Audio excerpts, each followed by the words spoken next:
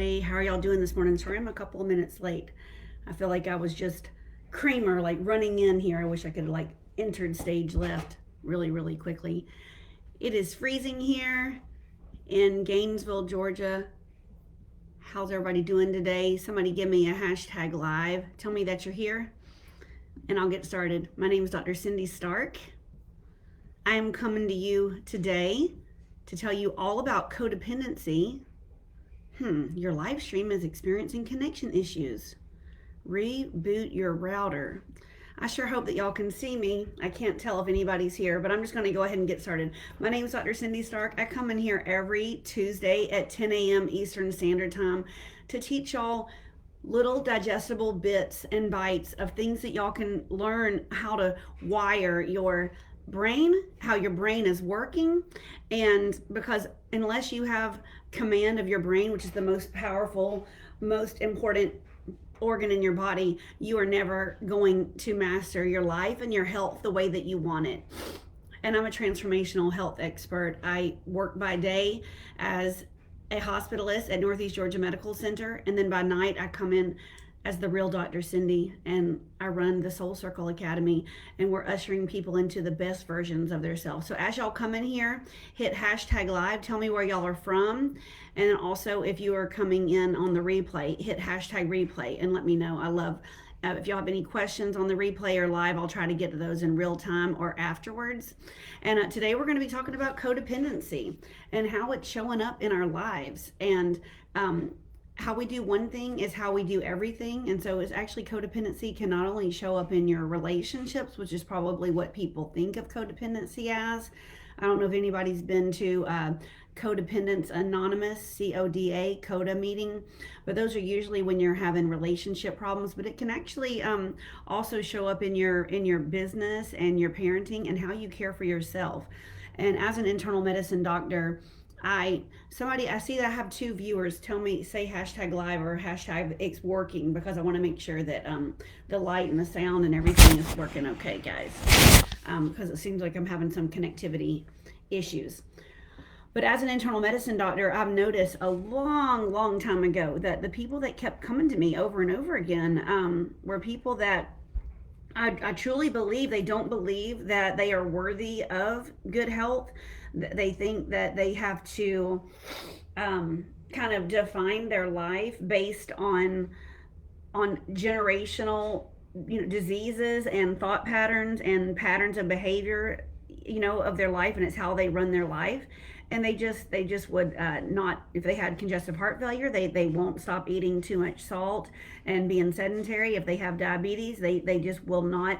They said, oh, well, I'm a diabetic and I'm going to be on dialysis and I'm going to be blind. And they just won't stop eating sugar, and they won't go, yay, Michelle's here. Nurse Michelle from Maysville's in the house. Hey, Michelle.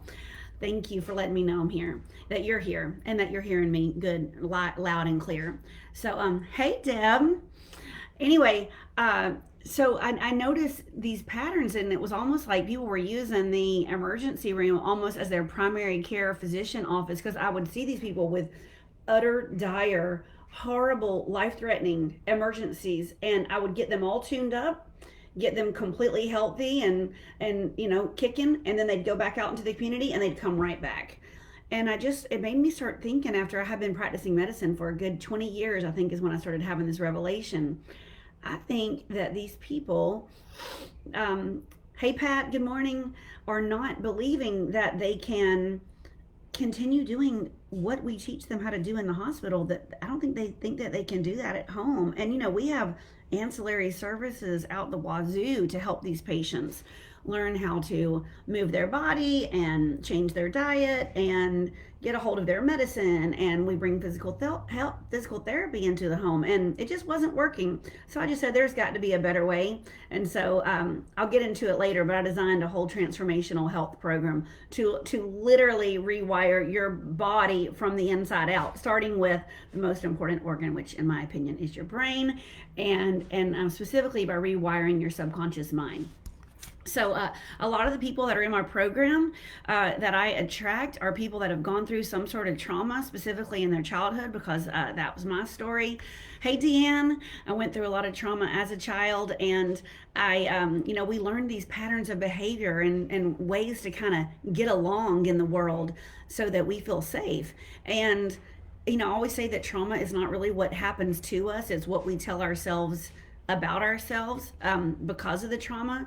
And codependency ruled my life for 2 decades, and the reason I'm talking about coda is because I was a member of the Codependence Anonymous from in my 20s. I just kept getting into relationships where I was doing everything and the guys weren't doing anything, and I just always felt like I'm never going to have the love that I know that I deserve and could have.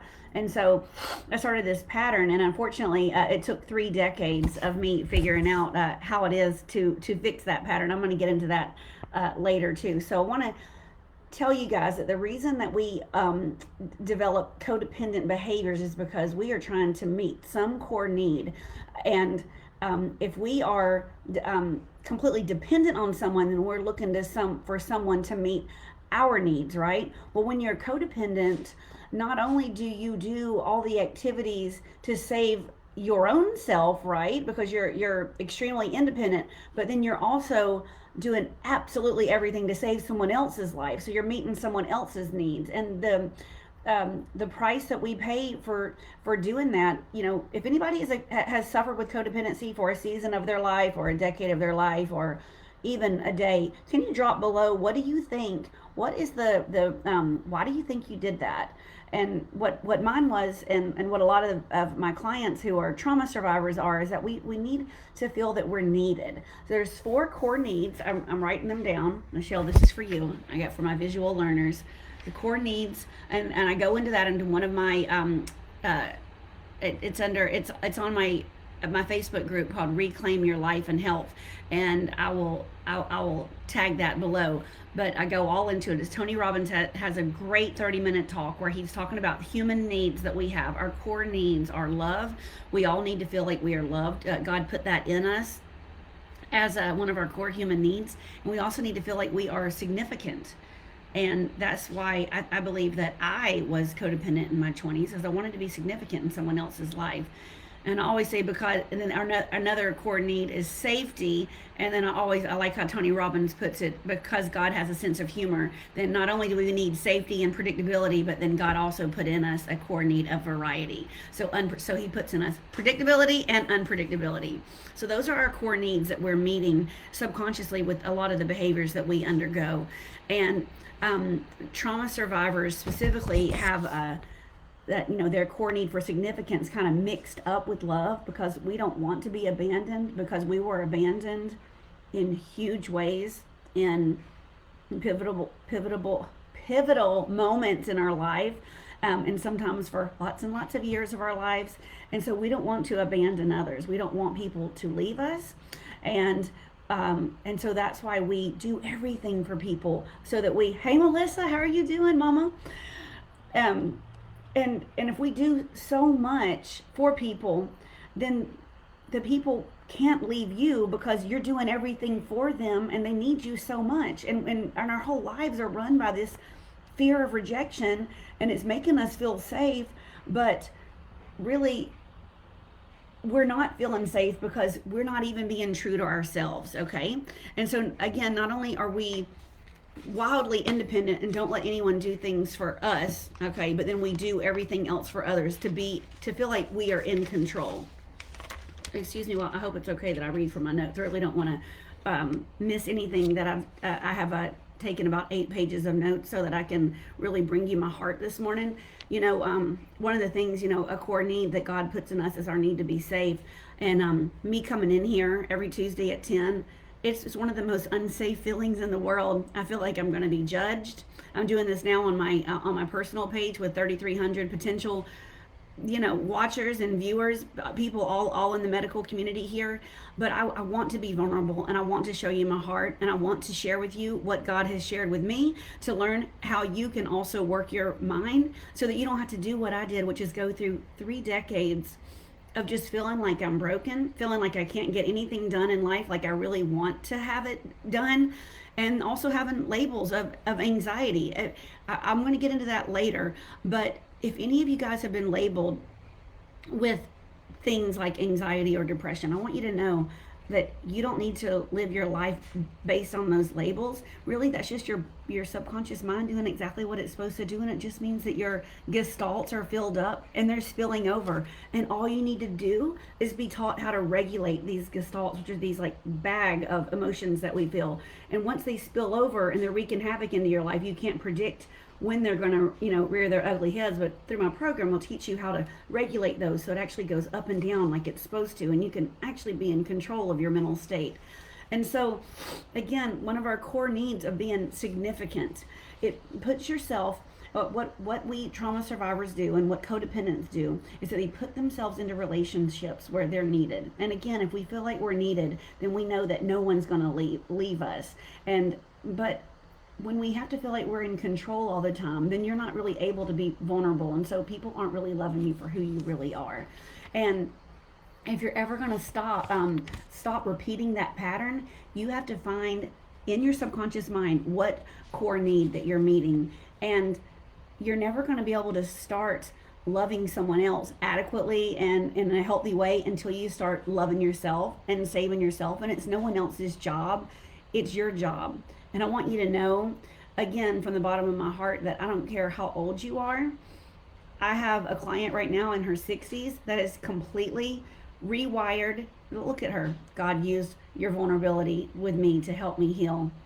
This woman, Michelle, she's in her 60s and she had been suffering with a lot of problems for 6 decades. And I just want you to know that some people think that they might be too old to start healing. And I just want you to know that aging is actually the key to unlocking all the wisdom in our bodies, because I do believe not until we're 40 and over, at least 30, but definitely 40 and most definitely 50, then you don't realize just how much you're missing out on unless you heal what's really, really, truly defective, for lack of a better word, in your life. And then you realize just how much is at stake, because you don't have a whole lot more extra time on this earth.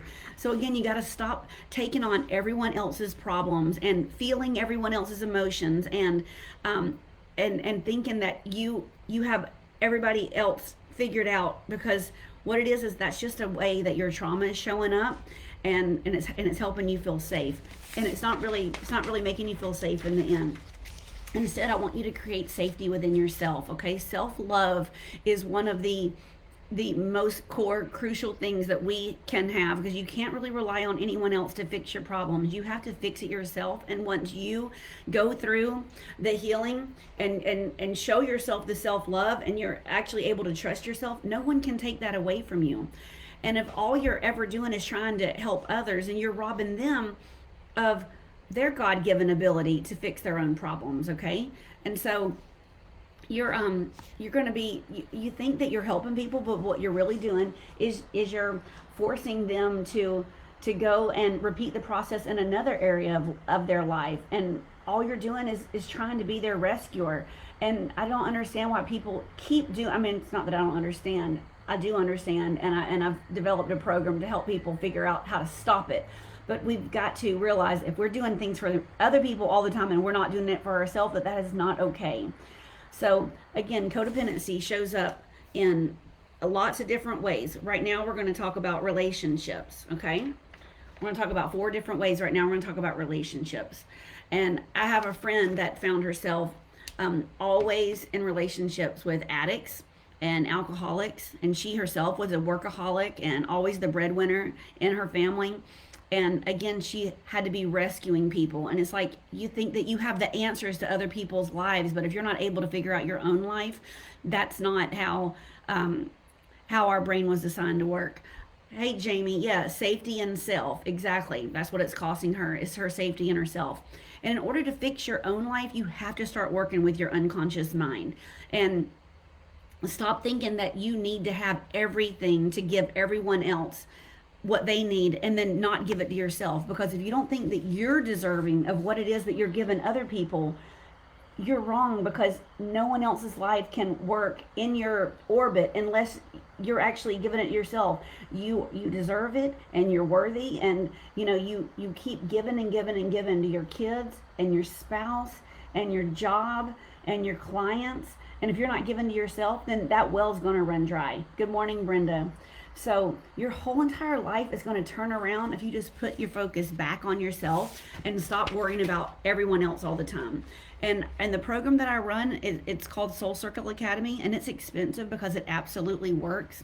And if you can just put in the work to work on yourself for 12 weeks of dedicated time, I call it turning decades into days. You can live your whole entire life, all the rest of your life, all the rest of the days on this earth, by just focusing these, what is 30 times 3? 90 days. 90 days, just focus on yourself and commit to yourself, and it'll pay you dividends for the rest of your life. You will literally be changing the entire world around you, because once you change yourself, you're actually attracting everything that you are yourself. And so once you change yourself, everything around you changes. And in codependency, we just don't ask for help because we think we have it all under control, and we just don't. So that's how it shows up in relationships. Now I'm going to go into parenting and how it shows up in parenting. I don't know how many of us have kids. Drop the or little ones that you have taken care of in your life. Just drop the number below. How many people, little ones that you have underneath you that you've had to take care of. I have 2. Okay, my kids are 17 and 19 years old, and before I got this figured out, what I did is, and this is just so horrible to admit, but there's no reason for me to not be truthful with you guys, but I figured if I did everything for them, that they would love me, and then they would need me, and they wouldn't leave me. And again, this is from a core wound I had of abandonment as a teenager, and some sexual trauma that I underwent, and that I was not protected in my own home.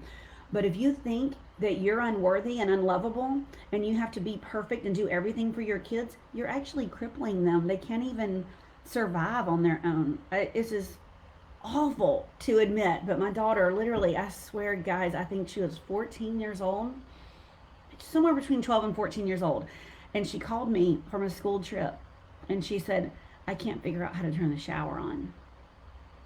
And I said, like, can you send me a picture? I think that was before FaceTime was, a thing.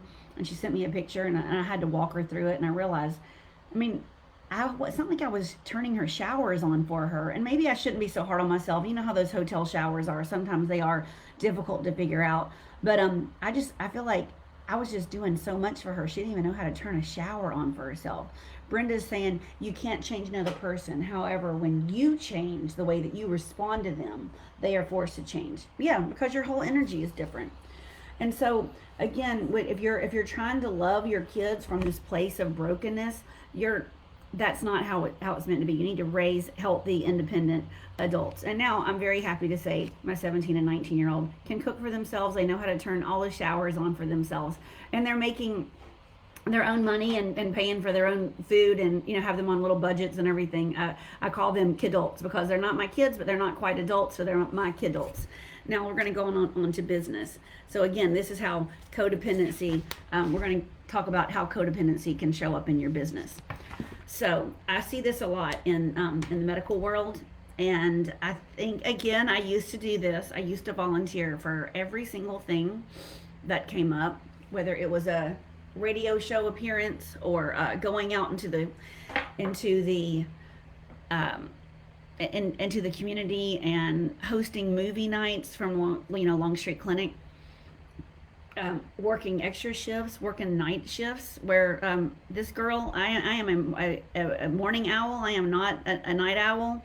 You can't soar with the eagles and hoot with the owls, but I would sign up for those things because I wanted people to think that I was a good team player, and they needed me so that I wouldn't lose my job. Never once realized I could just say no and only do things that were operating within my own zone of genius, my own zone of yeah, kidults love that. They love what? Being given responsibilities, Jamie.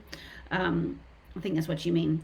But I was wearing myself out, and yeah, my job wouldn't let me go. But I was like so exhausted. I didn't even think that I could work there for a while. I was getting really sick all the time, twice a year, just completely sick.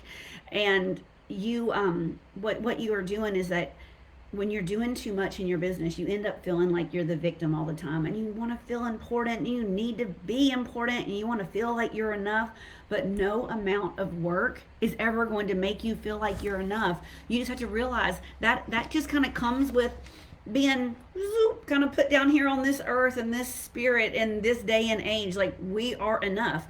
That kind of comes with the package deal of living in this human body.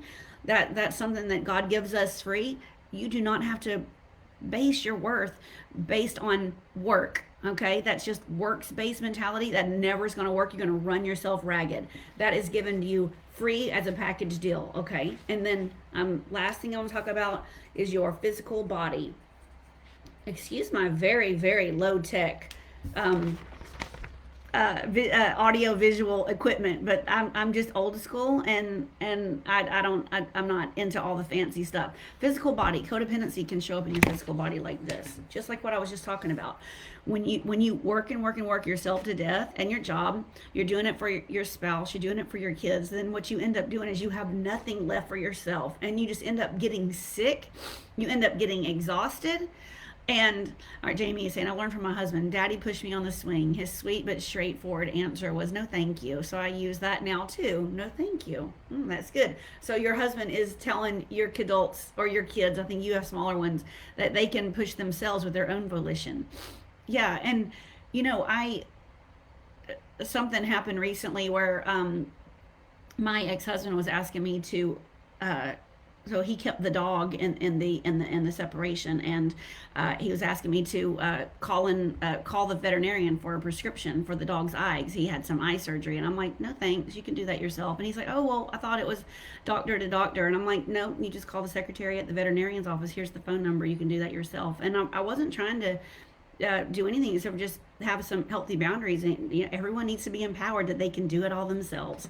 And it feels so good when you know that what you're doing is you are holding yourself to a standard of I can do a certain amount of things in my life, and I can do a certain amount of things with this body and this week, and that ain't one of them. So if somebody else can do it, then they can do it. And until you heal these belief systems of I'm not good enough, and then you're constantly doing stuff for everybody else all the time, then what you're doing is you're running yourself ragged. And so your physical body will literally be exhausted, or you'll be enraged all the time, hashtag ask me how I know, or you'll get sick all the time.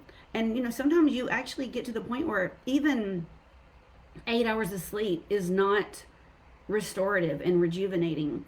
And again, I just want y'all to know that if y'all have been doing any of these behaviors that I've been talking about in these 4 key areas of your life, relationships, parenting, in your business, and in your physical body, give yourself some grace. Okay, you are exactly where you need to be right here, right now.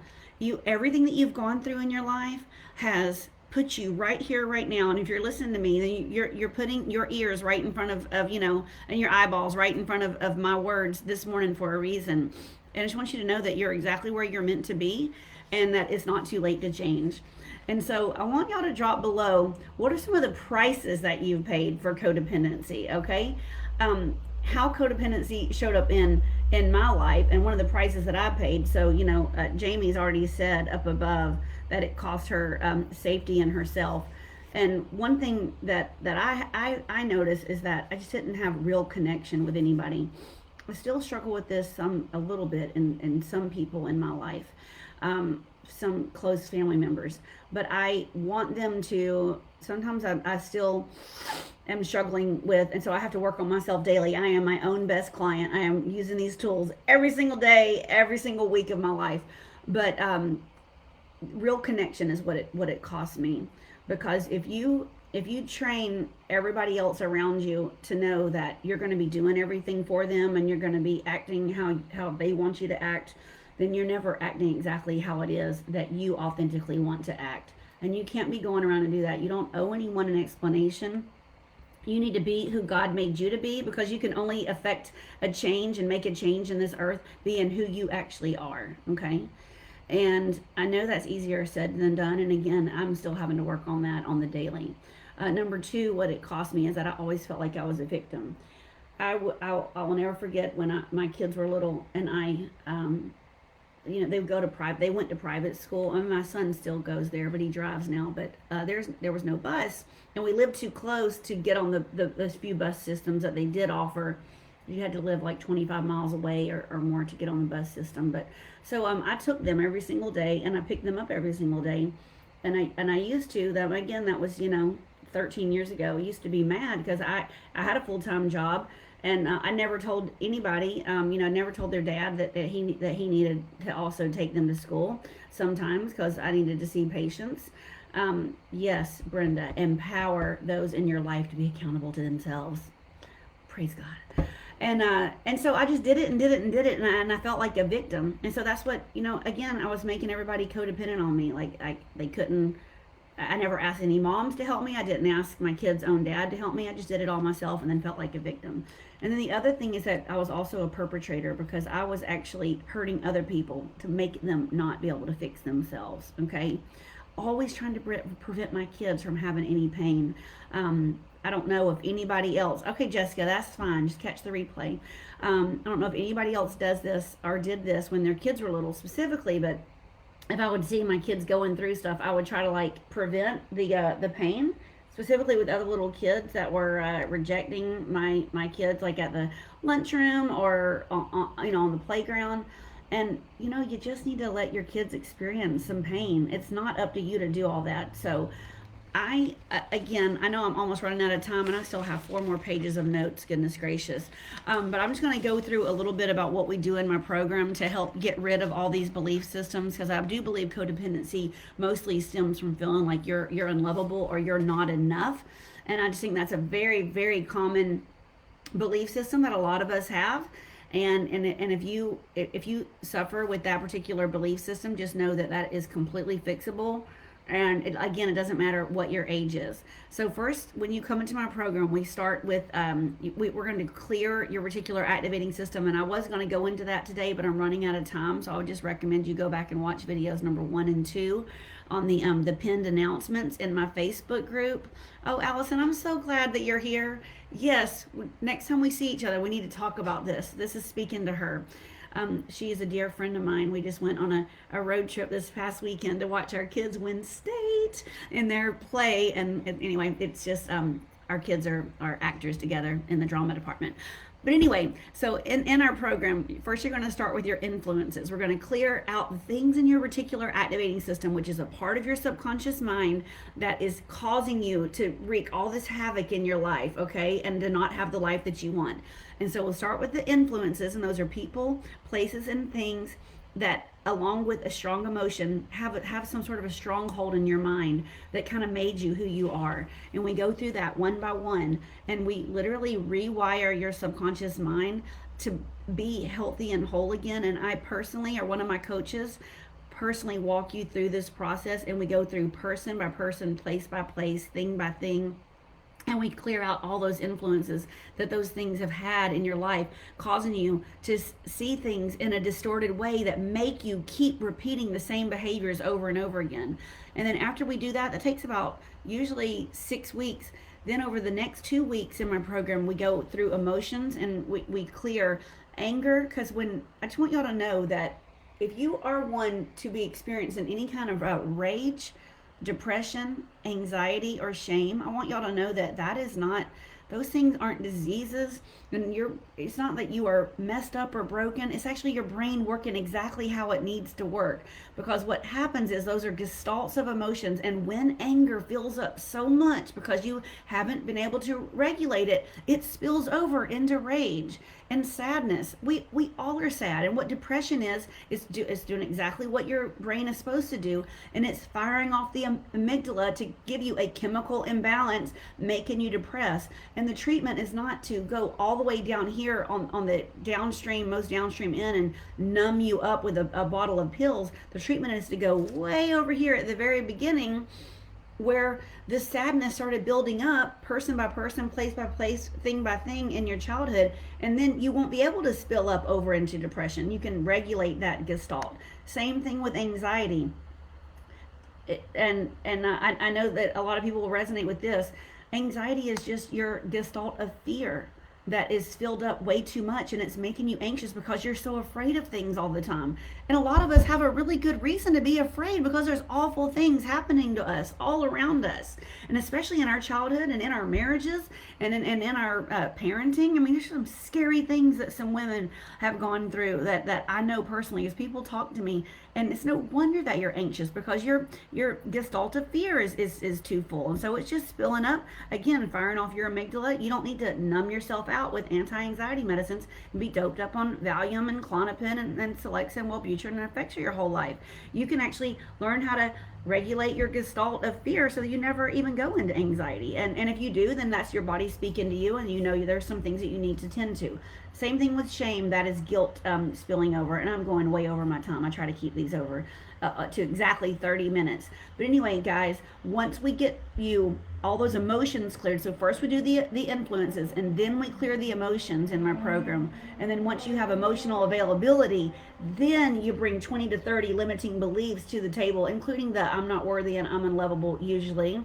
That's making us become codependents, most of us.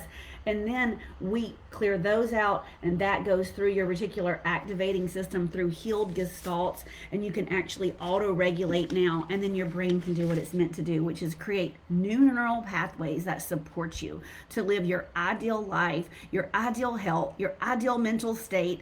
And then and only then does your conscious mind and your subconscious mind and your goals, they all are then finally going in the same direction. And again, I'm just going to really, really briefly talk about this little water wheel picture that I drew. And the rest of my program, after we get your mindset correct, then we go into your body and your soul, because as a doctor, that's what kills me the most, is how people's mindset has messed up their body and their soul, and it's making them be succumbing to diseases that no one needs to be succumbing to, because you're in control. You just don't realize it.